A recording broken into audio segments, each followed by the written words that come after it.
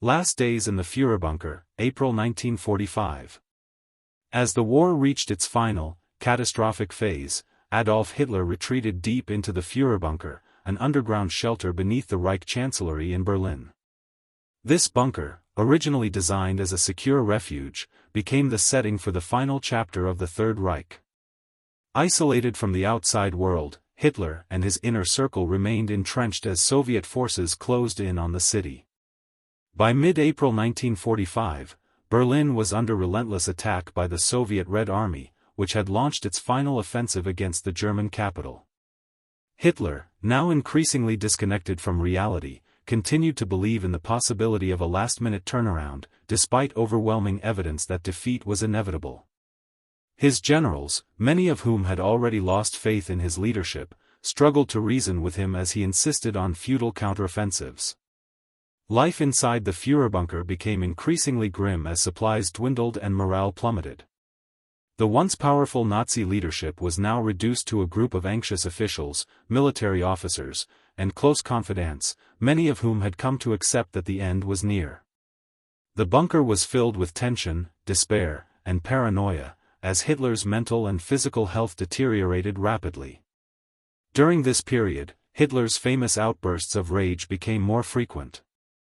He lashed out at his generals, accusing them of betrayal and incompetence, while also issuing unrealistic military orders that could no longer be executed.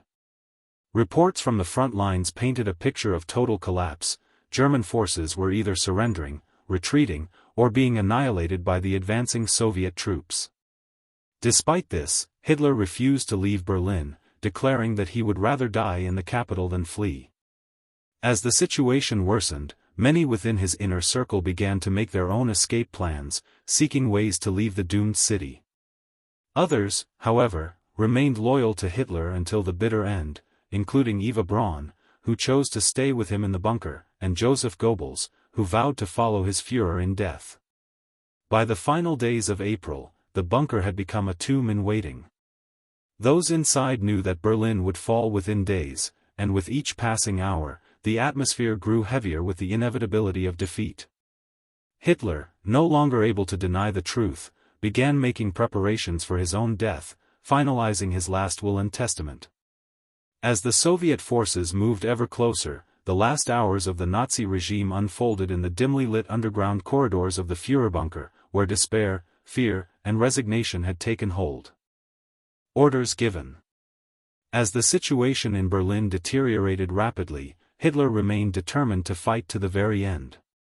Despite overwhelming Soviet forces closing in on the city and the complete collapse of German defenses, he continued issuing desperate and often irrational orders from the confines of the Führerbunker. Many of these commands were impossible to execute, yet Hitler refused to acknowledge the reality of Germany's imminent defeat. His orders reflected not only his military desperation but also his deepening paranoia and detachment from reality. One of Hitler's most unwavering directives was that Berlin be defended at all costs. He ordered every available soldier, including the elderly and teenage boys from the Hitler Youth, to take up arms and resist the advancing Soviets. Civilian militias, known as the Volkssturm, were thrown into battle with minimal training and outdated weapons, suffering horrific casualties. Hitler's belief that his forces could somehow hold the city was entirely disconnected from the brutal reality on the ground, where German troops were outnumbered, exhausted, and demoralized. Another significant order was his demand for a counterattack by General Felix Steiner's forces. Hitler, convinced that Steiner could launch an offensive and push back the Soviets, commanded him to attack with what he imagined was a sizable and well-equipped army. However, in reality, Steiner's forces were fragmented, undersupplied, and in no position to mount any significant resistance. When it became clear that the attack would not happen, Hitler flew into a furious rage, accusing his generals of betrayal and incompetence. As the Red Army continued its advance, Hitler received devastating news that Heinrich Himmler, one of his closest and most powerful allies, had secretly attempted to negotiate a surrender with the Western Allies. This enraged Hitler, who viewed any form of negotiation as treason. In response, he declared Himmler a traitor and ordered his immediate arrest. The news deepened his paranoia, reinforcing his belief that his inner circle was betraying him. His fury over Himmler's actions led to yet another round of verbal attacks against his remaining advisors.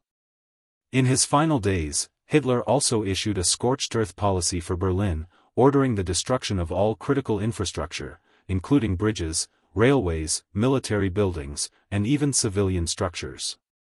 His intent was to ensure that if Berlin fell, it would be left in ruins and rendered useless to the Soviets. However, this order was never fully carried out, as Albert Speer, his Minister of Armaments and War Production, deliberately disobeyed it, believing it would only cause unnecessary suffering to the German people. Speer later admitted in his memoirs that he purposely ignored many of Hitler's last commands to destroy the city. Despite the obvious collapse of the Nazi regime, Hitler stubbornly refused to consider surrender. He repeatedly emphasized that German soldiers must fight to the last man, disregarding the immense human cost of such an order. Even as supplies ran out and communications with the outside world became nearly impossible, he insisted that there was still a way to turn the war around. His refusal to acknowledge reality led to unnecessary deaths in the final days of the war. By late April 1945, it was clear that Hitler's orders no longer had any real effect. His military command structure had disintegrated, and most German forces were either surrendering or being annihilated. Nevertheless, Hitler remained fixated on issuing commands from his bunker, even as those around him realized that the war was lost. These final orders were a reflection of his growing detachment from reality, his unwillingness to accept defeat, and his increasing paranoia toward those he had once trusted. In his last act as leader, Hitler dictated his final political testament on April 29, 1945, in which he blamed Jews, Bolsheviks, and his generals for Germany's downfall. He named Admiral Karl Donitz as his successor and ordered that his own body be burned after his death to prevent it from being displayed by the Soviets. This marked his final command before taking his own life on April 30, 1945. Psychological state of Hitler in his final days, April 1945. As the war drew to its inevitable conclusion, Adolf Hitler's psychological state deteriorated rapidly inside the Führerbunker. Isolated from reality, increasingly paranoid, and physically declining, he displayed signs of deep mental instability.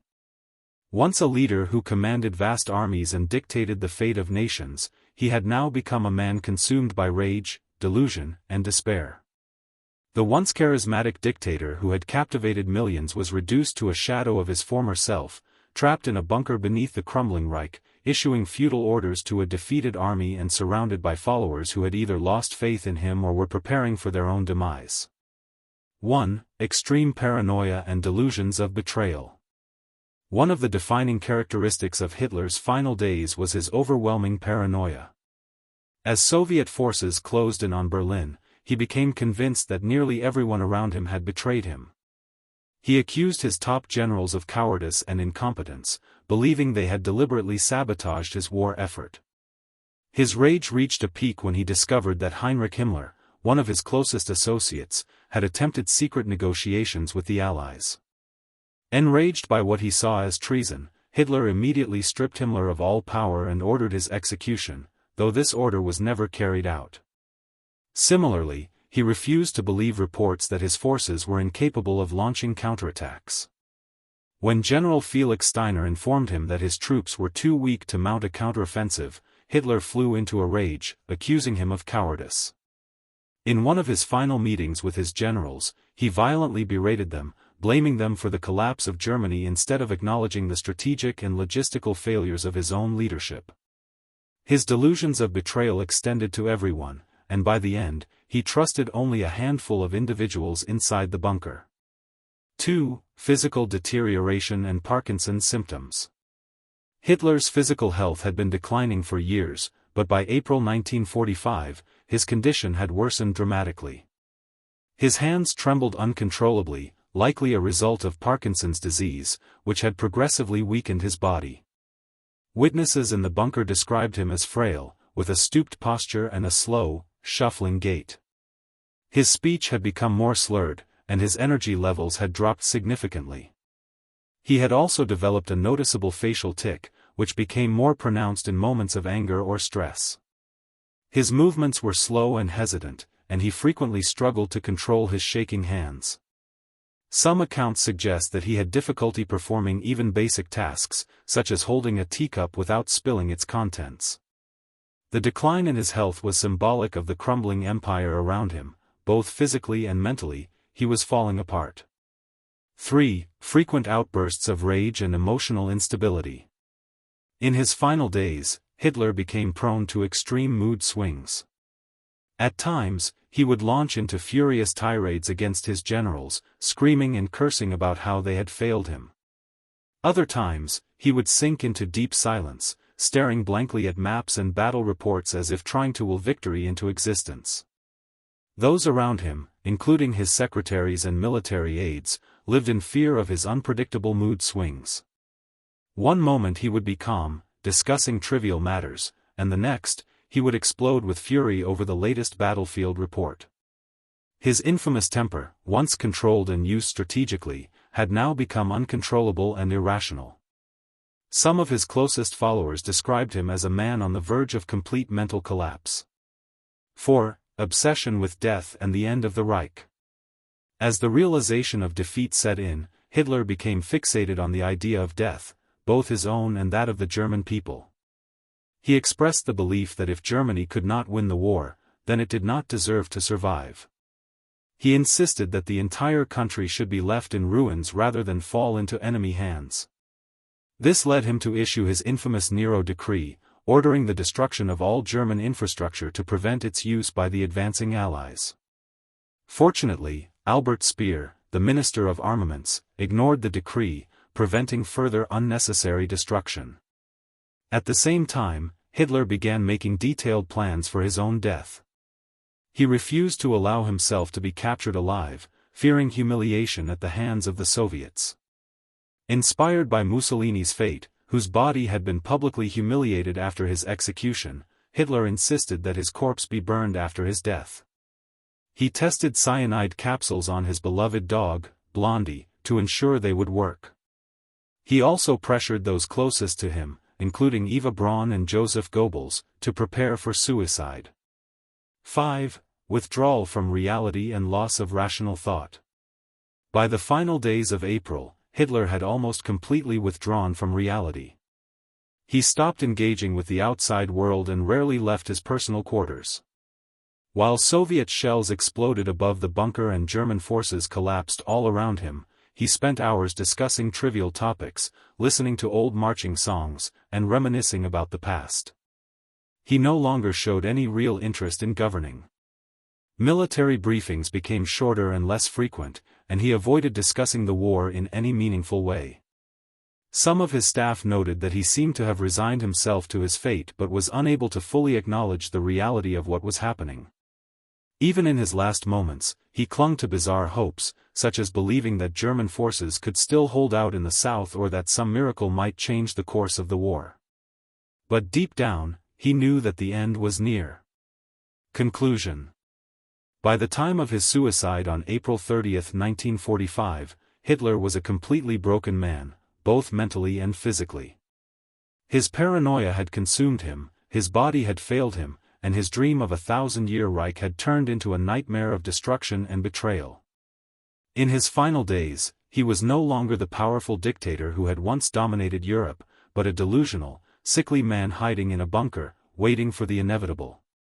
His death marked not only the collapse of Nazi Germany but also the downfall of one of history's most infamous figures.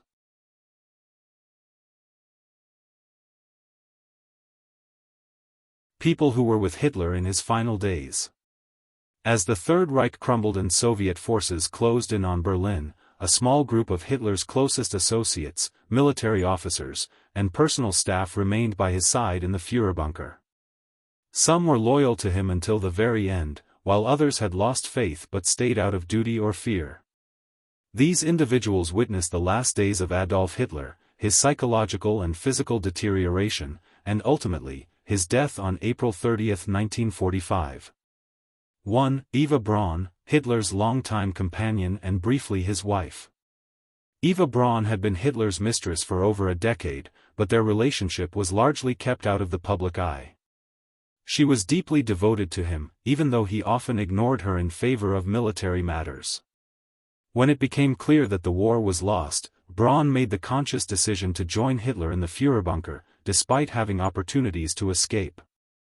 In the final days of April, she showed no fear, continuing to dress elegantly and maintain her routine as if nothing unusual was happening.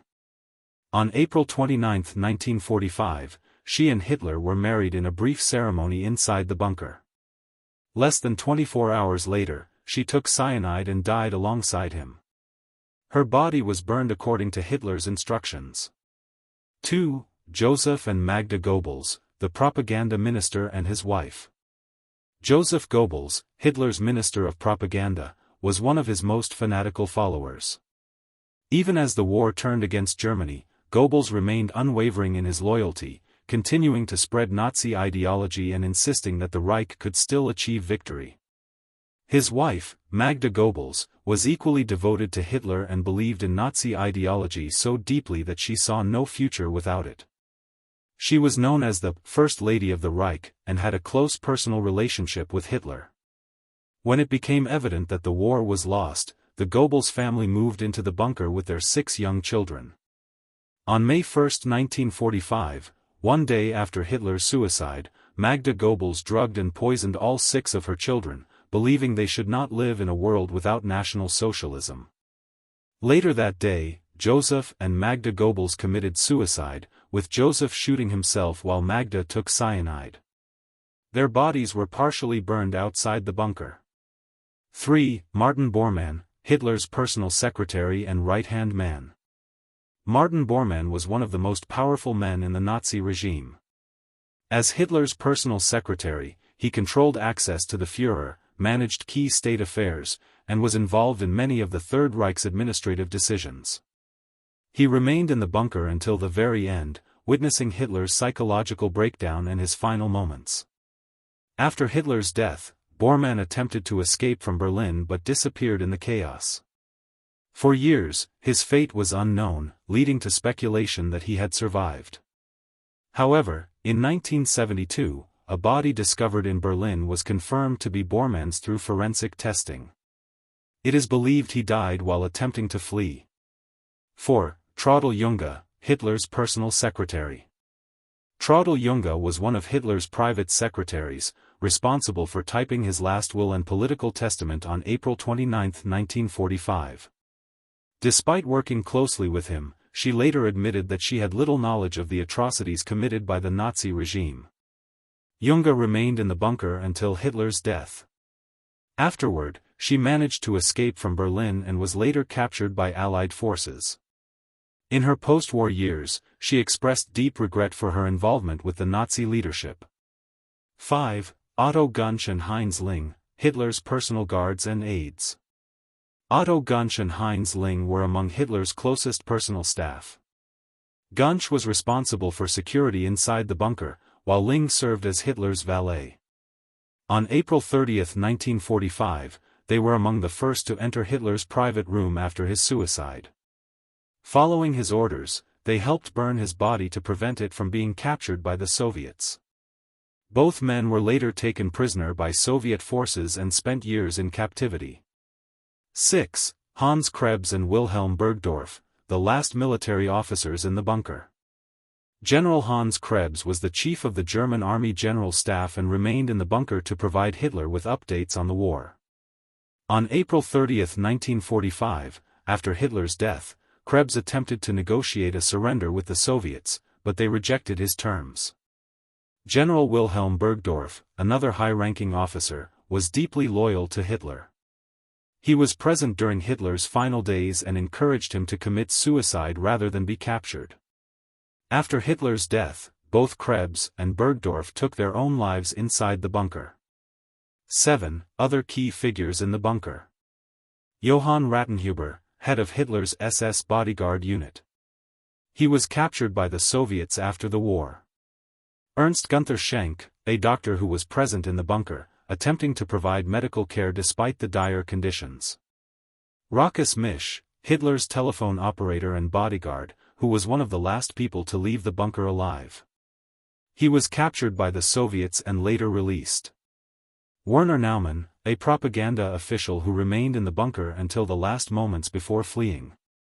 Conclusion. The people who stayed with Hitler in his final days were a mixture of fanatical loyalists, military officers, and staff members who had little choice but to remain. Some, like Joseph and Magda Goebbels, were completely devoted to him and followed him in death. Others, like Traudl Junge and Rochus Misch, were relatively young and later reflected on their experiences with regret. As the Soviets took control of Berlin and captured the Führerbunker, those who survived were either executed, imprisoned, or managed to escape. The fall of the bunker symbolized the absolute collapse of the Nazi regime, and the last moments of its leaders marked the end of one of history's darkest chapters.